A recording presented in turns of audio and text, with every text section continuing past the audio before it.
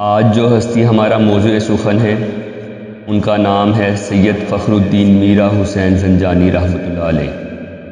آپ 26 شعبان 348 ہجری میں ایران کے تاریخی شہر زنجان میں پیدا ہوئے، اسی لیے نام گرامی کے بعد زنجانی لکھا گیا ہے۔ آپ موسوی سید ہیں، یعنی حضرت امام موسیٰ کاظم رحمۃ اللہ علیہ کی اولاد سے ہیں۔ آپ کی پیدائش سے قبل آپ کے والد گرامی سید علی محمود رحمۃ اللہ علیہ کے خواب میں ان کے والد گرامی اور مرشد سید ابو جعفر برقعی رحمۃ اللہ علیہ آئے اور ارشاد فرمایا، اے علی، رحمت خداوندی سے بیٹا ہوگا، وہ دنیاوی مال اور اسباب اور جاہ و حشمت سے بے نیاز رہ کر سیدنا امام حسین رضی اللہ تعالیٰ عنہ کے نقش قدم پر دین اسلام کی خدمت بجا لائے گا۔ اسی نسبت سے آپ کا نام حسین رکھا گیا۔ آپ نے ابتدائی تعلیم زنجان میں ہی حاصل کی، مگر طبیعت میں ہر وقت بے چینی تھی، جیسے کسی کی طلب اور تلاش ہو، کسی راہبر کامل کی جستجو ہو۔ وہ کاشتکاری میں اپنے والد گرامی کا ہاتھ بھی بٹاتے، مگر آپ کو تنہائی بہت پسند تھی۔ زنجان کے دامن کوہ میں چلے جاتے اور ذکر و فکر کی عبادات میں مشغول رہتے۔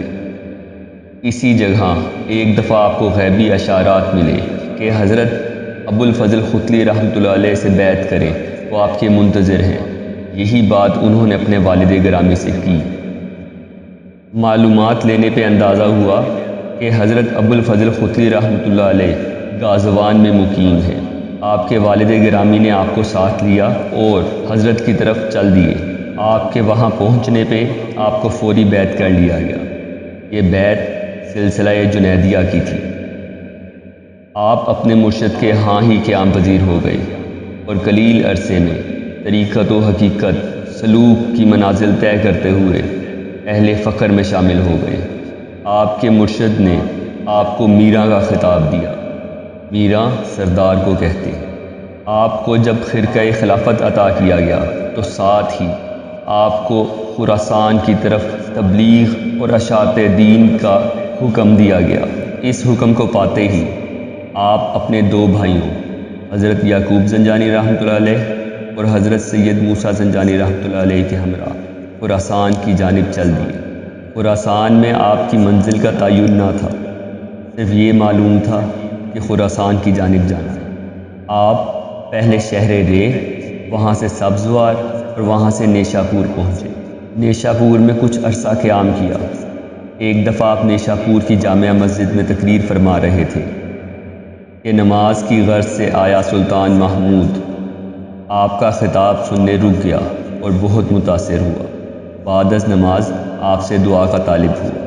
اس وقت غزنی کی سلطنت اس کے بھائی اسماعیل کے ہاتھ میں تھی۔ چند دنوں میں ہرات کے مقام پہ سلطان محمود اور سلطان اسماعیل کے درمیان جنگ ہوئی۔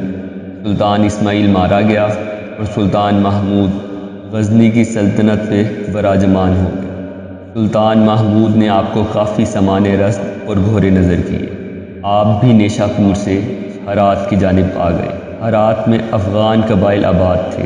آپ نے کچھ عرصہ دین اسلام کی تبلیغ فرمائی، لیکن یہ بھی آپ کا اصل پڑاؤ نہ تھا۔ یہاں سے آپ غزنی اور پھر مارگلہ تشریف لائے۔ یہاں قیام کیا تو آپ کو لوگوں کی زبانی معلوم ہوا کہ یہاں ایک بہت بڑا جادوگر رہتا ہے جو منہ کے ذریعے آگ نکالتا ہے، اور بہت سے لوگوں کو اس نے گمراہ کر رکھا ہے۔ آپ اس سے ملے اور اسے اسلام کی دعوت دی، مگر وہ رضامند نہ ہوا۔ آپ نے فرمایا، ذرا مجھے بھی تو منہ سے آگ نکال کر دکھاؤ۔ جب اس نے آگ نکالی تو آپ نے پھونک مار دی اور آگ ختم ہو گئی۔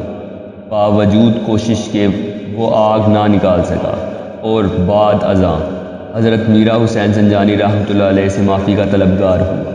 پھر وہ کلمہ پڑھ کر مسلمان ہوا اور آپ کے ہاتھ پہ بیعت ہوا۔ اس کے بعد بھی حضرت منزل با منزل سفر کرتے رہے اور اپنی اصل منزل کے قریب تر ہو گئے۔